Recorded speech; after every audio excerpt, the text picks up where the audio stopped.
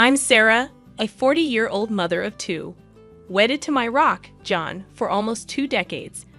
Our life's been a thrilling yet challenging journey, and it's the companionship in these times that truly counts. However, things took a turn with the unexpected arrival of my younger brother Tom, a 32-year-old who's still figuring life out, often making impulsive decisions. It was a typical Sunday, with our family congregating at Mom's house, a place brimming with childhood nostalgia. As we were savoring Mom's delightful roast and her tales, Tom barged in, unexpectedly accompanied by a young, pregnant woman named Lisa, his fiancée.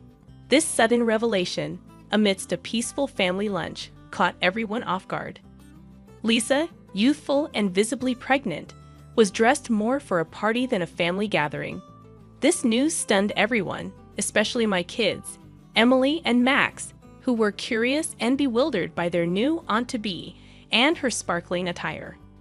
Tom's announcement of his engagement and impending fatherhood brought a tense silence to the room, only broken by John's attempt at congratulatory words. Tom declared their plan to stay at Mom's temporarily, which visibly worried her. It was like observing someone unwittingly edge closer to a precipice. That night, John and I discussed the situation. He expressed his concern about Tom's irresponsible behavior and the strain it was putting on my mother. The following days were chaotic, with Tom and Lisa overstepping boundaries, while Mom tirelessly catered to their needs, visibly worn down by their lack of gratitude. One evening, I found Mom in the kitchen, her fatigue evident. I'd urged her to stand up for herself, but her maternal instincts towards Tom and his unborn child made it impossible for her to turn them away. I felt an overwhelming urge to confront them, to expose their exploitation of Mom's kindness, but I restrained myself. In family dynamics, love often means overlooking the obvious faults, even when it's detrimental.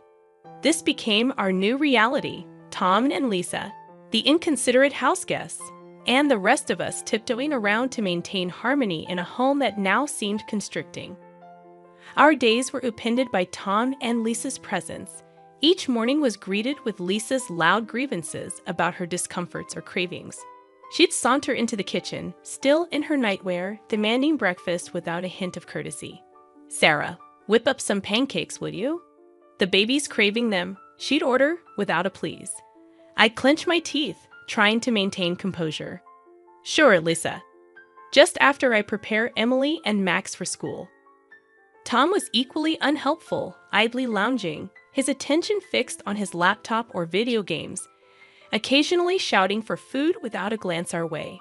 Mom attempted to mediate, reminding me they were young, but I couldn't overlook their blatant sense of entitlement. As Lisa's due date neared, the situation worsened. She left clutter everywhere, engaged in endless phone gossip, while dishes and laundry piled up. One day, I reached my breaking point. Finding her in the living room, feet propped on the coffee table, I confronted her. "Lisa, this isn't a hotel. You can't just expect everyone to clean up after you." Her response was a dismissive eye roll. "Chill, Sarah.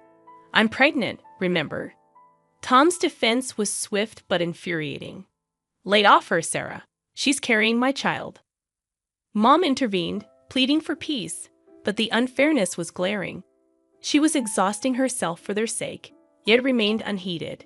They treated our home like a free-for-all, leaving messes and responsibilities for Mom, and even had the audacity to plan an extravagant wedding, expecting Mom to foot the bill. Their disregard for Mom's well-being became intolerable. Even after the birth of their son Alex, their behavior didn't change. One morning, I walked in to find Mom tackling a pile of dirty dishes, while Lisa idly watched TV and Tom was absorbed in his phone.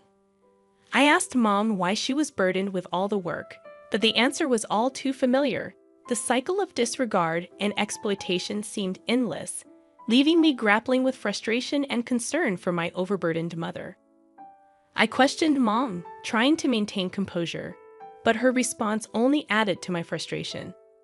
"Lisa needs to rest, and Tom's busy," she said. Turning to Lisa, I pointed out her lack of contribution, but she retorted with the excuse of her recent childbirth. Tom, disengaged as ever, defended her, claiming ignorance of their hardships. I was incredulous at their audacity. Sitting idle and burdening Mom was their idea of being busy? Mom attempted to diffuse the tension, claiming she didn't mind the extra work, but my patience had worn thin. I'd argued that Mom was not their servant, but my words fell on deaf ears. Tom and Lisa continued their routine, frequently leaving the house, burdening Mom with their child, and flaunting their extravagant purchases.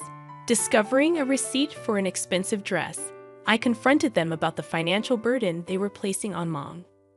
Tom's indifferent shrug and Lisa's smug attitude were infuriating. They saw nothing wrong in exploiting Mom's generosity. Alone with Mom, I pleaded with her to see the situation for what it was, exploitation. But her maternal instincts blinded her to their irresponsibility. I can't abandon them, especially not Alex, she said. Despite my efforts to persuade her, she remained steadfast in her belief that they needed her help. Feeling helpless, I watched the family dynamic deteriorate. Tom and Lisa continued their parasitic behavior, while Mom, ever the selfless mother, couldn't recognize the extent of their exploitation. The situation reached a breaking point when Mom suddenly fell ill.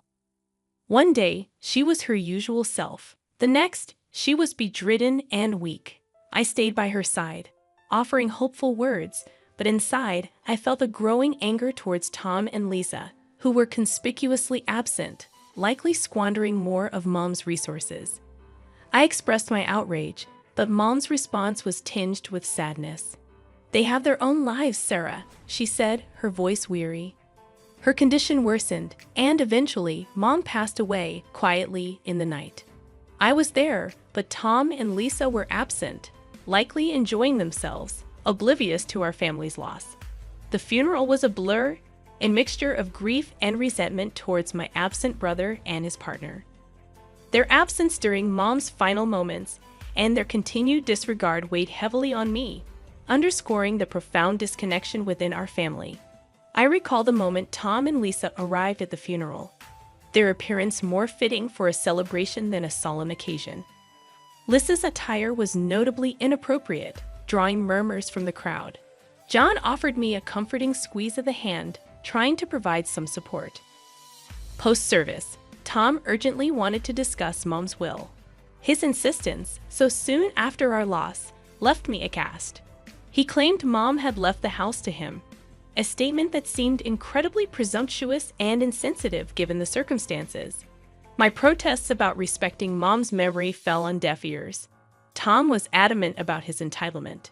The following day, I visited Mom's house to gather her belongings, but I was met by Lisa's sneering face at the door.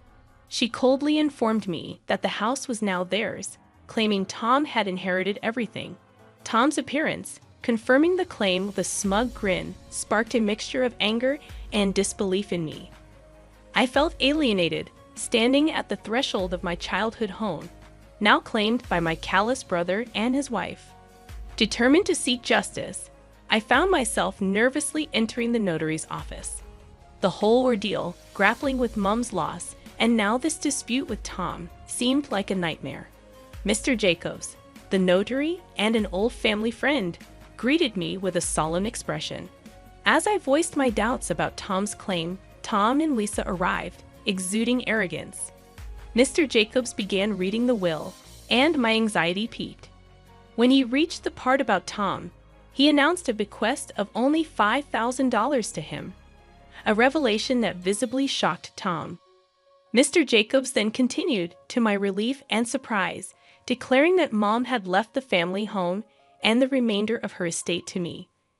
This unexpected turn of events was a small solace in the midst of our family strife, offering a glimmer of hope amidst the grief and turmoil that had enveloped us since Mom's passing. The revelation in Mr. Jacobs' office left me feeling a mix of relief and vindication. Lisa, on the other hand, was incensed, incredulous at the idea that they weren't left the house.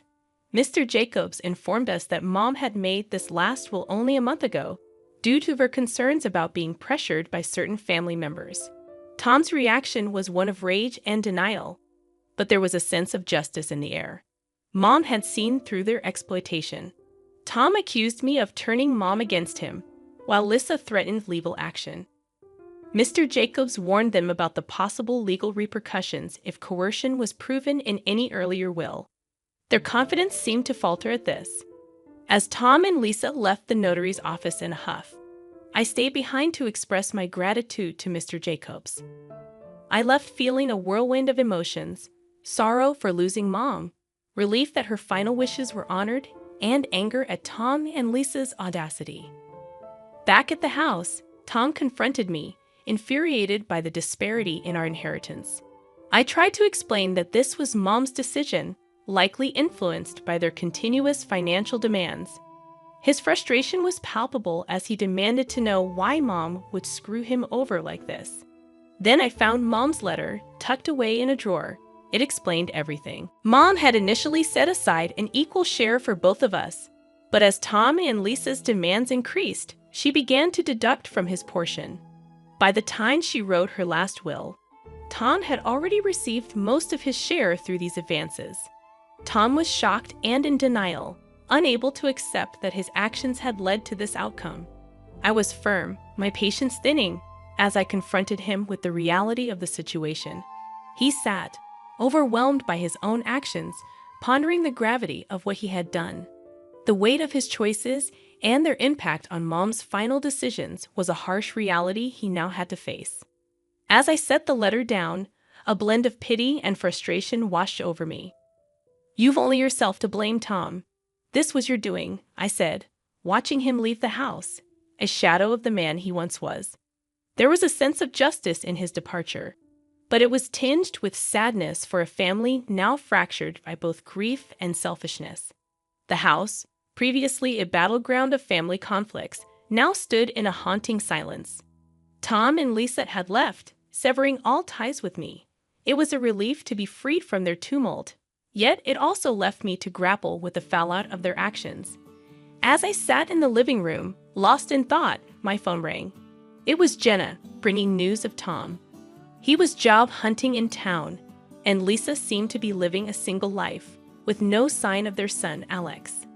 Anger surged within me at their reckless disregard for their child. Jenna's voice broke through my fury, suggesting that maybe there was something I could do. Her words ignited a spark of determination in me. I had to fight for Alex. He deserved a better life. The next day, I met with a lawyer, Ms. Rivera, a straightforward and determined woman. I laid out my case, my resolve firm. "I want to pursue custody of Alex. He's in a toxic environment," I told her. Ms. Rivera, sizing up the situation, agreed to help, though she warned it wouldn't be easy. The ensuing legal battle was arduous, with Tom and Lisa oscillating between cooperation and hostility.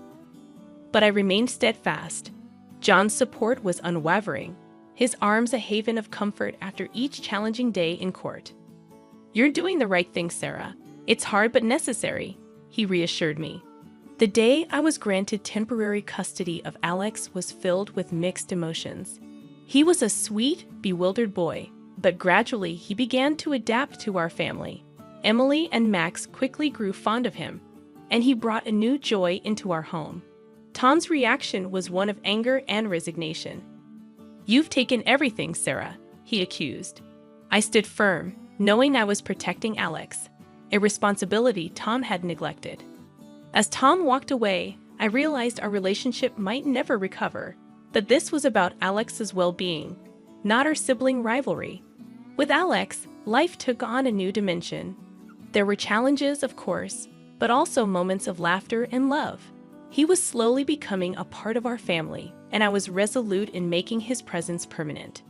Looking back, I knew despite the hardships and challenges, we were building a brighter future, one filled with hope and the love of a family reunited under new circumstances.